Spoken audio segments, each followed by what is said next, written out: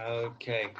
So this share is it's in memory of my cousin's mom who passed away last week, Shoshana Bat Yaakov, and for Refuah Shleima for Selma Bat Rachel, Shifra Simcha Bat Yeta, and Adi Luri and other Cholim of Klal Yisrael. No. Okay, so I don't know where we left. Okay, so the next malocha is stretching on the loom, making 2 loops and weaving. Okay, the method of weaving remained unchanged even with the advent of modern methods. Lengthwise threads, warps, are interlaced in a loom at right angles with crosswise thread, with the crosswise thread, the weft, to form a fabric. Dressing the loom requires wrapping the warp threads around a beam and stretching them to a second beam to make them taut. 2 vertical frames are used to hold the warp threads. They call that heddles. One carrying the odd-numbered threads and the other carrying the even-numbered ones. Each heddle is set up by threading the warp yarn through loops or eyelets. Threading a minimum of 2 threads into 2 loops is a malacha. Making 2 loops. The loom is operated by passing the weft thread crosswise over and under the warp threads to form a web of material. That's called weaving. Okay, the prohibitions. Practically what was just discussed there. Making a fabric, basket work, mesh work, nets or wire fencing, knitting, crocheting or embroidering, and making a wreath of flowers. I think also you can tie your shoelaces, but you can't make a double knot. It should have actually said that here as well. You can make 1 knot when you tie your shoelaces, but it mustn't be a double knot. Braids. Yeah. I found my question in a special way. I don't do a double knot, but I loop it through twice, but you can always pull it out easily. Yeah, but then I think as long as you can. No, there's a heter that says, I might be wrong. It says, if you say it's a double knot so I don't break my arse, but it's a declaration that, just hang on a second, it's a declaration that I'm not intending to break Shabbos, and it's a temporary knot. I think you have to make a declaration. It is a temporary knot. This knot, a knot that you can't untie is a permanent knot. This, even though it's looped around twice, if you pull the threads, they come apart, but it stops the shoe from coming loose on regular time. When you take this thing, because if the knot is too tight and permanent, you can't undo it. That's a problem. Also, it's not a tight knot. It just stops it from coming out. If you take one of the threads and you pull it, it'll come like a regular once round one. It's just thing I learned. Then it says braids, the last part of this section. Braids may not be made or undone, but ponytails may be made. So that applies to you, Arthur. Ponytails may be made. This applies to wigs and natural hair, Gavin. Thank you. We were talking about weaving earlier. That's actually one of the main ways of doing when you because it's because you see that's all these things that were activities or actions in construction of materials or with a mishkan. Can I ask you, if you can't weave on Shabbos, can you wear a weave on Shabbos? Yes, and I can't sell you a weave on Shabbos, but I can sell you one on Friday. Yeah. Okay, guys, I want to ask you something. It's 11. We've lost 11 minutes. Obviously, Gavin had an internet connectivity problem. This was worth listening to Kevin. He taught me some halachas. It's 4:28. Call it 4:30. Give it a minute, but it's 4:28. What time do you have to go, Kevin and Gavin? We're not going anywhere. We're doing it at home. So like an hour. Kevin, can we do it at 5:30 still or too late? 5:15, because I've got two Zoom sessions, and the one's at like 5:15, and the other one's at 6. So even 20 luck, yeah. All right, I'm going to go at 5:15. All right, let's just send another link. If you send another link, that'll get us to like 10 past 5. Yeah, no, we can go for now. We don't. we don't convert it, so it's instant. So if we run out, we'll just send another. It's fine. All right, guys. Ah, what okay, I'm going to okay. do is I'm just going to do a quick review because I don't want to end on an odd note. So we did finish the 42nd daf, but I need to give you a few sentences of review because otherwise you're not going to remember what transpired. So, there's a brisa that expounds on another verse in the Chumash because the rabbis taught regarding a muad, scripture states, and it killed a man or a woman. Okay, this is in Shmot chapter 21, verse 28. Okay, and it carries on with verse 29 and to 30. It says basically says the ox shall be stoned and even its owner shall die. When kofar shall be assessed against him, he shall pay as a redemption for his life, whatever shall be assessed against him. And then before that it said, if it's liable for killing a man or a woman. Okay, so Rabbi Akiva is saying, look, the verse already said if an ox shall gore a man or a woman, it's not coming to turn around and say that you don't pay if the ox damages a woman. It's neb mafurish in the biblical verse. You don't need an explanation for the obvious. He's saying, look, we need to equate with regards to who inherits the kofar money. And generally the halacha is as follows, is that a man inherits from his wife, but a woman doesn't inherit from her husband, because we said that the marriage ketubah states that if he exits out the relationship, whether it's feet first or with divorce, either way, in the ketubah he states what he owes her. So that's already part of the contract, and it generally goes to the husband. But when the husband dies, the wife doesn't get it. The settlement is in the ketubah, but his blood heirs get the money. So how do we know this? In Numbers chapter 27, verse 11, it states, if there are no brothers of his father, you shall give his inheritance to whom is closest to his blood family. It says of his family, but it means his blood family, according to Rashi. So that's obviously proving that generally a husband inherits from his wife, but the wife doesn't inherit from the husband. Rabbi Akiva said it's different in this case. In this particular case, the husband doesn't inherit from his wife either. It goes to her blood heirs. So why? Well, we discussed one of the reasons. Can any of you tell me offhand? Let's see how much you remember. Why go to the blood of the wife, eh? Yes, in other words, why does the husband not inherit from his wife in this case? Just like it's saying, as it goes a man or a woman. So just like in general, a wife doesn't inherit from her husband because it goes to his blood heirs, like his children, etc. In this case, the husband doesn't inherit from the wife either because it goes to her blood heirs, like her children, etc. Why in this case? If an ox gores a man or a woman, why? I want to see how much you remember from Saturday night. Kevin, you had a suggestion. Oh, Arthur wants to go first. Okay, Arthur. Okay, no problem. Isn't it to do with the fact that the guy can't inherit something that comes after the actual incident? At the time, what she's entitled to. For example, you owe they want to give you money like after the compensation, right? You can't get compensation afterwards. After what? Okay. After her death. After the time when she passes away, whatever up to that stage is hers, you can get.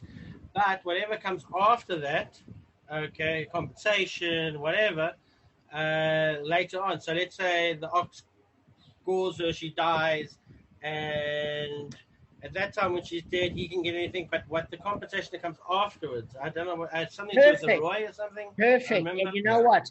Kevin was going to say the same thing. So well done to Arthur and Kevin, and probably Gavin. Perspective, eh?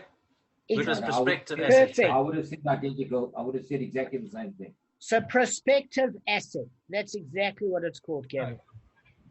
And Arthur got the concept you ordered. Wonderful. Yeah. So what he's saying is, kofar, she can. That is only entitled upon proving that the animal killed her. if she lingers in a coma, it doesn't get paid. So that can't be used as an argument. So it's upon death. It's not an asset she can ever accrue in a lifetime. It's paid posthumously upon her death caused by the animal, and therefore her husband doesn't inherit it. That's as we say, dead on the mark, as Kevin would say. Yes, So, well done. So That woke Kevin up. Yeah. So that's perfect. So that makes sense. And then what happens is we also say as follows, that what's the source of this? The Gemara cites the source for the law that kofar is assessed only after the death of the victim. What is the reason that kofar is assessed only after the death of the victim? When it becomes apparent that he will die, the Gemara says no. It has to say the words, and it killed a man and a woman, to show you that if somebody's lingering in a coma, that doesn't help. There has to be actual death. So now it's returning to its discussion of Rabbi Akiva's exposition. The Gemara questions Reish Lakish's clarification of his ruling. But is it indeed so that in regards to damages other than kofar, Rabbi Akiva did not say that the husband does not inherit the rights to payment that were due to his wife? For it was taught in a brisa, otherwise, if one struck a woman and her offspring were miscarried as a result, the law is that he gives the payments of damages and pain to which he is liable to the woman. Okay, so there we're saying Rabbi Akiva is taught that there are other benefits, even during her lifetime, that she accrues that the husband doesn't accrue, and that is for damages and pain. Nezek shalom, the actual damages, as well as tsar, pain, but apparently the refuah, the medical bills, the shevet, or the boshet, the humiliation, is given to the husband, but damages and pain are given to her, etc. Now, if she miscarries, if she miscarries and there's a miscarriage, the value of the offspring go to the husband. Now, if the husband isn't alive, the damager gives the value to her husband's heirs. Okay, like their children, for example. If the woman is not alive, he gives the damages due to her heirs and not to her husband. Okay, so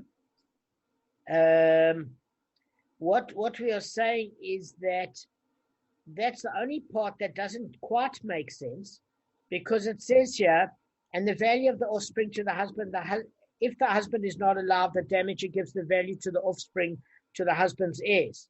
If the woman is not alive, he gives the damages to her heirs and not her husband. Okay, so it's saying That makes sense. So it does make sense. It's basically saying that if the husband isn't alive, she can't give it to him. It goes to the husband's heirs. But if the woman is not alive, it goes to her heirs and not her husband. So that's another thing that doesn't seem that automatically, works in the standard way. If the injured woman was a maidservant who was recently freed and she was bearing the child of a recently freed slave, or if she was a convert bearing the child of another convert, and both he and she died before collecting damages, the damager has acquired the rights to these payments and is therefore absolved from payment. So all that's trying to say very simply is very straightforwardly that halachically what's considered an heir is not biology. Because if a person converts, they're no longer, because we say such and such ben Avraham or such and such ben Sarah, meaning that they're not halachically connected other than biology to their dependents. So therefore, their dependents don't get the money.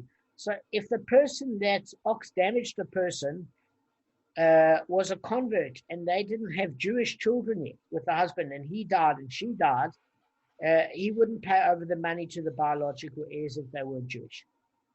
All right. After you're with me, we're going to start a new part. Okay. So the Gemara, so that's straightforward. The Gemara answers, Rabbah said, This latter brisa, which awards a woman's damages to her heirs, deals with the case of a divorcee. Her husband does not inherit her damages only because he was no longer married to her when she died. But if they were married at the time of her death, indeed he would inherit the rights to her damages since they were payable while she was alive. Okay? And so too Rav Nachman said the brisa deals with a divorced woman. Fine. Now we're obviously talking about damages, not seemingly the kofir damage, because the kofir damage is posthumously. Does that make sense? So we're dealing mainly with the other sorts of damage. So the Gemara objects. The sages of the academy who were discussing this matter said, but a divorcee should also divide the value of her offspring with her former husband. Since he is no longer married to her, he should not have exclusive rights to this payment. Why does the brisa award him the entire value of the offspring? So, this is how it works. If she has a miscarriage and they're married, he gets the exclusive rights for one particular reason, because while married, he has to look after her financially. So it's like the money's coming into the household, even though it comes to the husband, and it's used for family expenses anyway. However, if they're divorced, then he's entitled to half because obviously he fathered the child, and she's entitled to half because now she's looking after herself. That's very straightforward. So we're saying, hang on a second, we must be talking about when she miscarriages, if there's a divorce.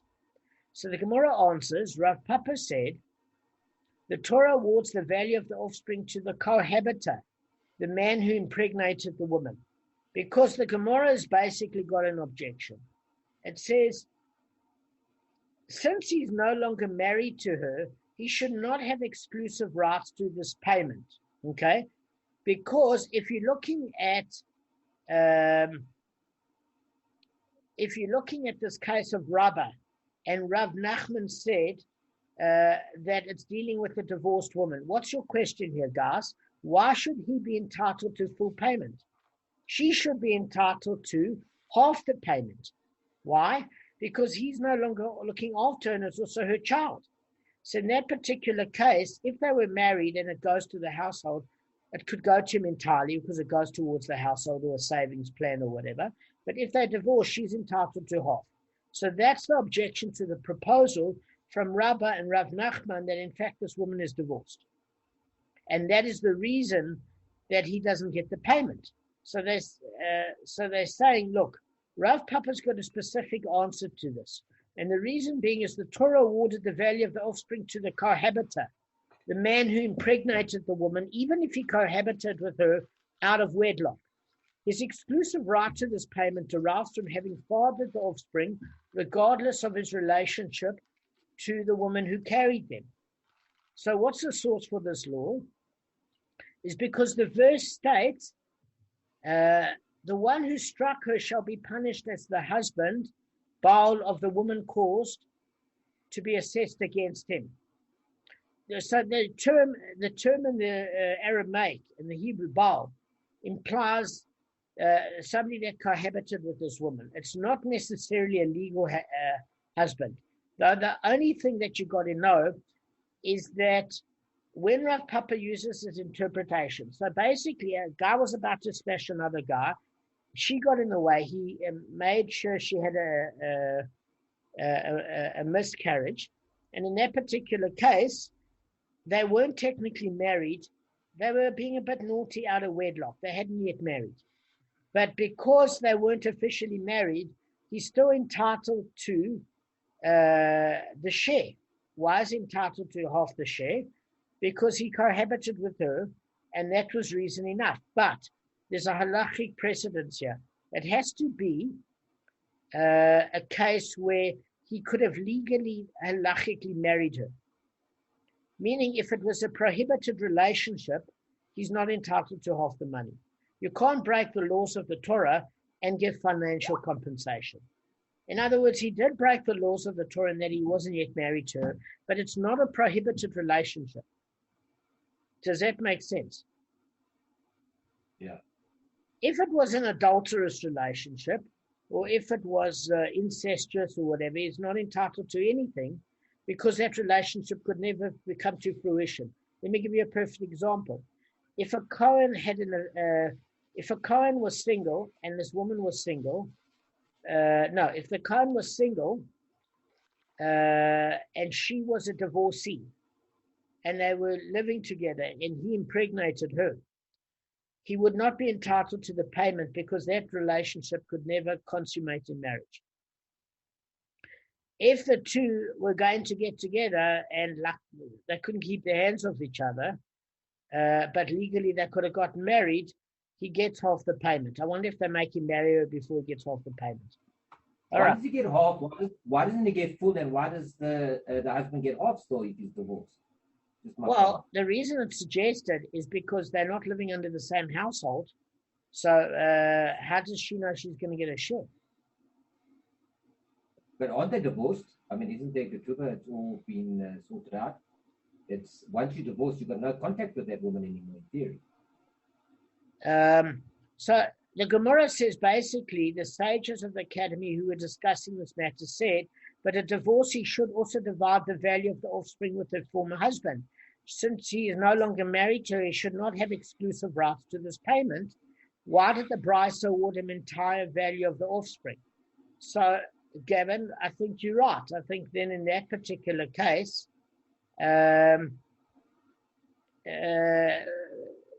he does seem to get the exclusive right, doesn't he? Who's that, the husband or this Kabb? Well, it's the same thing. If you're divorced, you're not the legal husband, are you? In other words, if you're having a relationship out of wedlock or you're divorcee, okay. In other words, if it's a divorcee, it's saying here that as follows. It's saying the sages of the academy were discussing this matter said, but with a divorcee, should also divide the value of the offspring with her former husband. Since he is no longer married to her, he should not have exclusive rights to this payment. Why does the Brisa award him the entire value of the offspring? So, seeming to be that the husband, it doesn't matter if they're legally married or not, he's the father of the child. He cohabitated with it, so therefore is entitled to all the money. He's obviously the father. He's the father of the child. That's why he's getting money. So he's not getting part of the money, guys. I made a mistake. It seems he's getting all of the money, and if it's his child. If it's his child, he seems to be getting all the money, even if they're legally not married. Either they're divorced. In other words, let's just say it was a kosher relationship. She got impregnated, and they were on the brink of a divorce, but he got caught up in the spur of the moment, and then he realized he can't live with this crazy woman. So they got divorced. In the meantime, she's pregnant. He didn't know, or she would have come to term or whatever, but he still lost his child. So he gets the exclusive payment. So the Gemara said, hang on, if they were divorced, why don't they at least split the payment? Why did the Gemara suggesting splitting the payment? Well, they've got two different household expenses now. He's not looking after her. So the Gemara is saying, well, give him half because it's his child biologically, and give her half because it's her child biologically, but they're not under the same household where he's looking after her. So at least split it. He's saying no. Even if they divorce, the husband gets all of it. Why? Because he's the term used in the Gemara is the term Baal, which means cohabiter. Doesn't mean husband. However, as long as there was perhaps a reason that he halachically could have married her. I mean, it was a permissible relationship. My question is as follows: so that's really straightforward. Let's just go to the next section quickly. The Gemara wonders what the Brisa could have explained differently. Why? Because, in other words, why was it necessary for Rabbi and Rav Nachman to interpret the Brisa as referring to a divorced woman? Let us interpret the Brisa according to Rabbi, okay, as referring to a case where after the death of the woman, the court collected payment for damages in cash. and according to Rav Nachman, a case where they collected real property. For elsewhere we find that these Amoraim consider such payments to be prospective assets of the deceased creditor, which a husband does not inherit from his wife's estate. Okay, so anything that disqualifies, that's the only disqualification. No, I mean, like we don't like to think of incest as being a incest, yeah, things that are like I saw like forbidden relationships that result that. Yeah, exactly. Anything that couldn't consummate in a legitimate marriage, even if you could think of a Kohen and a divorcee. So, say for example, he was married to her, and then he divorced her. He can't remarry his wife. So it would be interesting to see what would happen then. Wife, if she's been with another man. That's right. Only after. No. You're right, Arthur. That's what right. I was going to say. No, I think with the Kohen, it doesn't matter. Regardless, you can't agree. It doesn't make a difference. I think it applies to. Yeah, I think it does. I think Gavin would know. I think Arthur, there's a problem, is that with she doesn't even have to consummate or get remarried or have a relationship with anybody else, because a proper frum relationship, if she was a divorcee and she hadn't yet married, she wouldn't have consummated with another man anyway. Which means the minute she gets divorced, she loses that status, ability to marry a Cohen. Gavin's right. No, they can't remarry. Definitely can't. Yeah. Anyway, all right. Anyway, it's not your guys' problems. It's more mine. But you need to know the halacha. But I need to implement it. If you and I get married, it's fine. If we get divorced, we get married. But if you and Gavin get married, it's out. Yeah. Get divorced. No. There's even a law with Yeah. normal Jewish people. If you and I get married, it's Yeah, okay. I know what you said. Sponsored by the LGBTQ community. There's a term in Yiddish called gay gesundheit. Do you know that expression, Damon? Okay. Yeah, this is Gaggins. Yeah. Doesn't mean It's true. So listen, I'll tell you how this whole conversation came up. I just wanted to add context. Basically, Rabbi Akiva derives that the husband doesn't inherit the rights to his wife's kofir. And he also teaches that he doesn't inherit the rights to other damages either. Mainly actual damage, nezek shalem, as well as pain, although they're payable during a lifetime. So you've got to categorize, there's a difference between a prospective asset after she died, that we've learned that the husband doesn't inherit, her heirs inherit that, and pain and nezek, if the ox gores her and she survives, as far as that's concerned, she gets that part. Even if the husband gets the medical bills and the shevet, the convalescing, what she would have earned there, and the embarrassment side, those two payments he doesn't get. So the Gemara says, look, it seems like the other rabbis don't agree. Oh, that's the problem. Rabbi said that I don't agree. He's saying that basically the reason that the husband doesn't inherit is because it's not her husband. They're divorced. In other words, if they were married at the time of her death, he would inherit the right to her damages, even since they were payable while she was still alive. So it seems that they're not disputing. They're saying, listen, there might be two issues here. There might be an issue where kofir was paid while she was lingering in death. That might be the one thought. Or the other thought at which he dispelled Rabbi Akiva. He said, look, the kofir isn't paid because it's an atonement. Why do you pay that atonement? Only if you were responsible for your property killing somebody. At the point of lingering in the coma, you don't pay for it. So they're saying, well, then what about Sar and Nezek, the actual pain and damages? So as far as that's concerned, he was saying that goes to the husband. That doesn't go to the husband either. That goes to her children, perhaps, or herself, but it doesn't go to the husband. And Rabbi doesn't agree with Rabbi Akiva. Rabbi is saying, listen, the reason it doesn't go to a husband is because they're divorced. So the Gemara is not probably trying to imply that he doesn't get anything. he doesn't get anything. It seems to be that if they were divorced, the assumption is that the suggestion is, why don't they split the money? She's the biological mother. He's also the biological father. I mean, even if he wasn't the biological, even if they were divorced, he's still the biological father. And that's obviously supported with the term Baal, which means the cohabiter, and saying, listen, even if they weren't legally married, it's still his child. So as far as that's concerned, Rabbi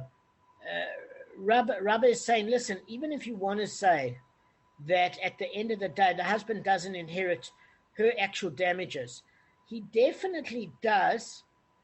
It does inherit the damages for the offspring, because we have to separate two separate issues. There are three issues. Kofir is only paid posthumously as a prospective asset, and it's paid to the wife's heirs, not the husband. Because Rabbi Akiva said, as a wife, as a woman, so to a man, meaning the spouse doesn't inherit the damages in this case. Just like a wife gets what she's owed in the ketubah upon death, so too in this case the husband doesn't get that particular prospective asset. So that's clear. That's kofir out of the way. Fine. The next issue you have is a miscarriage issue. Now that miscarriage issue is what's being dealt with now. As far as tsar, pain, and nezek, actual damage is concerned, that the husband doesn't get. That goes to his wife. Rabbi Akiva said that goes to her heirs, or it goes to her, but it doesn't go to the husband at all. So Rabbi doesn't agree, and Rav Nachman doesn't agree. This is the reason those damages don't go to the husband is because they were divorced. That's what they feel. Now we're going on to a separate issue that we discussed today. I'm just separating them, called the miscarriage of the baby. So the miscarriage of the baby, by all rights, it should go to him. If they were, they should all go. All of it should go to him, because he looks after his wife technically. So then they say, well, what do you do with that if they're technically divorced? Why shouldn't it be a split? That's what it's proposing, that she gets half and he gets half. Why does it still go to him? And the reality is, it's saying that, listen, it's not an arrangement based on a contract of marriage where they get to split things, or he gets to keep it because he's the biological father. It has absolutely nothing to do with the marital status. That's so any on the fetus. Pardon, Kevin? I'm saying you're referring just to the fetus, on the fetus. I'm just referring to the fetus, the value of the fetus. Yeah, just checking. Yeah, that's yeah. So the value, because we learned that there is the payment made on the fetus itself is a kofir payment of sorts, in the sense that it's paid on the value of the victim. That's how we derive the halacha for kofir, is it's almost like an atonement paid on the value of the victim. So even if you want to call it damages, it doesn't matter, but it's paid on the value of the fetus. But it's paid to the woman she cohabited with, even if they're divorced. So it's saying, fine, that issue's dealt with. It doesn't matter if Rabba or Rav, for flower's sake. It doesn't matter if Rav Nachman or Rabba turns around and says, well, it's a divorcee. How does it relate to the case, according to Rabbi Akiva, at all about the fetus? It doesn't, because the husband still gets it, even if there's a divorcee. That's the point of the Gemara. So they're saying, listen, Rabba and Rav Nachman are geniuses. They're not stating the obvious. If the word says Baal in the Chumash, meaning the cohabiter, it's obviously that they can't be talking about that aspect. They must be returning to the conversation of the kofir payment now. Why? Because they know what the word Baal means. They're geniuses. They know what it means. It means cohabiter. So obviously they're not referring to that. Their only consolation is it has to be a relationship that is possible within the confines of marriage. So how do you address the issue of a Kohen that got impregnated his wife and then couldn't stand her and got divorced? But even though they were divorced, even though they were divorced, etc., he's eligible for the payment if they can't technically get remarried. Well, we don't know when the status was taken into account. It might have taken into account that they were married at the time where she cohabited with him and they got divorced afterwards, or they were in the process of, or whatever. But we're saying that the relationships where the husband doesn't accrue benefit at all is where it's an absolutely biblical prohibited relationship. And the example used in the commentaries was actually incest, funny enough. So that was it. So now we're talking about Rabbah and Rav Nachman could only be talking about kofir. Why can they not be talking about the fetus? Because the word baal means cohabiter. Doesn't matter if they didn't have to mention that the wife was a divorcee. It's irrelevant. He still gets the money. So fine. We're back to the kofir payment and we're saying, well, how does this deal with it? The fact that you turn around and say he's a divorcee, do not hold by this concept of prospective assets, because that's an argument by Rabbi Akiva. Rabbi Akiva is turning around and saying the kofir payment is paid upon her death, and the husband is not entitled to prospective assets because he's only entitled to assets accrued during her lifetime. Okay, otherwise it goes to her biological heirs. So how would, obviously Rav Nachman and Rabbah are saying that she's a divorcee. Otherwise, they're seeming to say, well, then, just because it's a prospective asset doesn't mean the husband's not necessarily not going to get it. So we're saying, hang on, we need a little bit of clarity on this issue. So the first thing I want to tell you is that we learn the laws of prospective assets from Bava Basra. And in Bava Basra, it talks about you've got different children, okay? So what happens is, if the children inherit from their mother, then the firstborn gets a double portion. And the rest of the children get their portion split up. So let's just say there's $100,000 owing, okay? And she has 4 children, okay? The oldest would get $40,000, and the rest of the 3 children would get $20,000 each. So it's $20,000 for the second born, $20,000 for the third born, and $20,000 for the $20,000 for the second born, $20,000 for the third born, $20,000 for the fourth born. That's $60,000, and $40,000 the double portion going to the firstborn. So that's $100,000. So we're saying, when is the son not eligible to the double portion? In other words, does it get distributed amongst the children evenly, where each child then gets $25,000 instead of the eldest get 40 and the rest get 20? So we're saying, as far as if it's a prospective asset, he's not entitled to his double portion, and that's where. Can I just? I think I know what it is. I saw this somewhere. It's got to do with the fact that prospective asset is not going into the estate. So because it's not going into the estate, he can't get his double portion. It's like a separate item. I'm just thinking about it, just along those lines. It's not really that case, because it still comes into the hands of the estate about when it's going to get distributed. It still goes into the estate. But it doesn't go via the actual. It's not in a will. So he's not inheriting. You're not inheriting that asset. It's a prospective asset. So everybody takes an equal share. When it goes ahead, an heir to your estate is different. There you get. This is why I'm thinking you get a double portion. You understand what I'm saying? Yeah, you're splitting heirs. Yes. Kevin, are you awake? Splitting heirs. And I'm in the hair industry. This is like brilliant. I'm like super awake now. Exactly. Thanks, Kevin. I was going to say that. I didn't want to say it. Yeah. So the thing of it. Kevin, you want me today, gone tomorrow.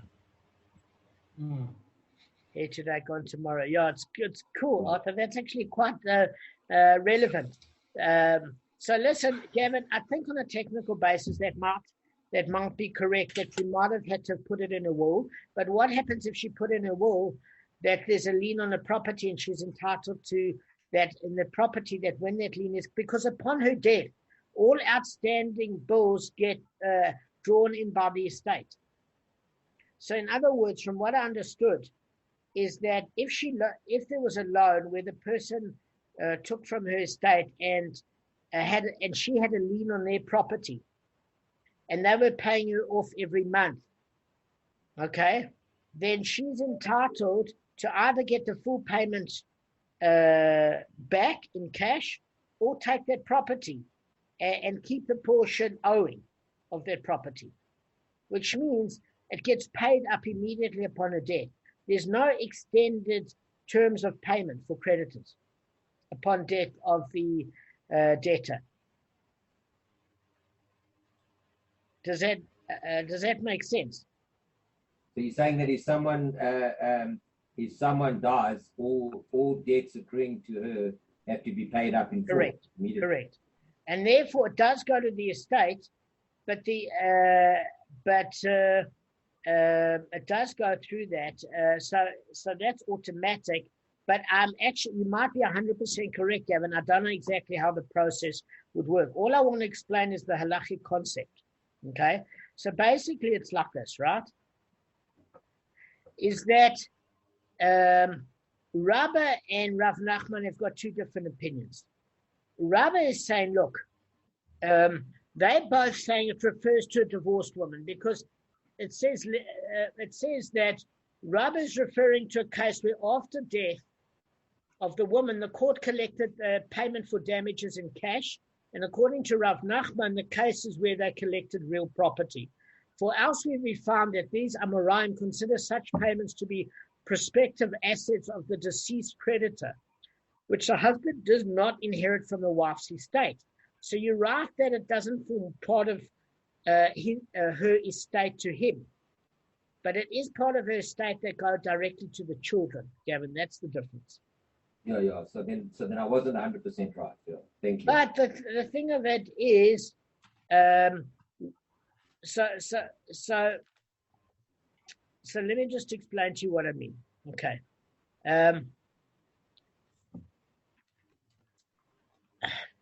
Damage is not collected by the.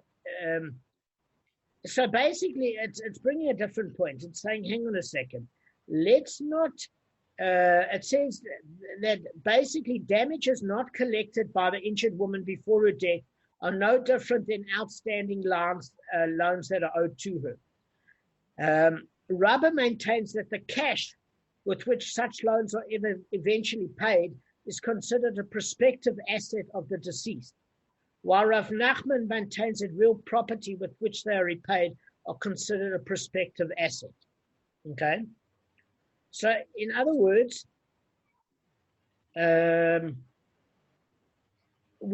saying that this is a case of damages when your ox gores the woman, right?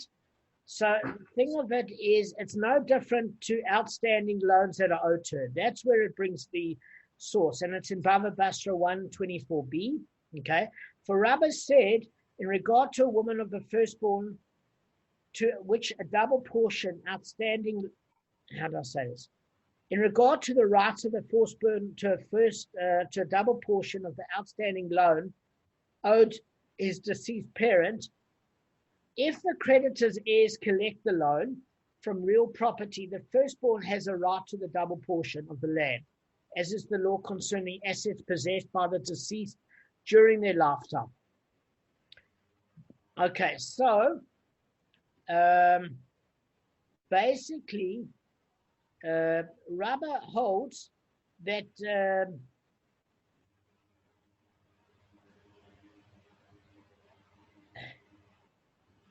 let me just separate that if you pay in cash, there's a problem. Okay, because guys, let me just see if I want to undertake this now. We've got about 3 minutes. I tell you what, let's just deal with this issue. Let's just deal with this issue tomorrow because it's going to get complex about the difference between assets and cash.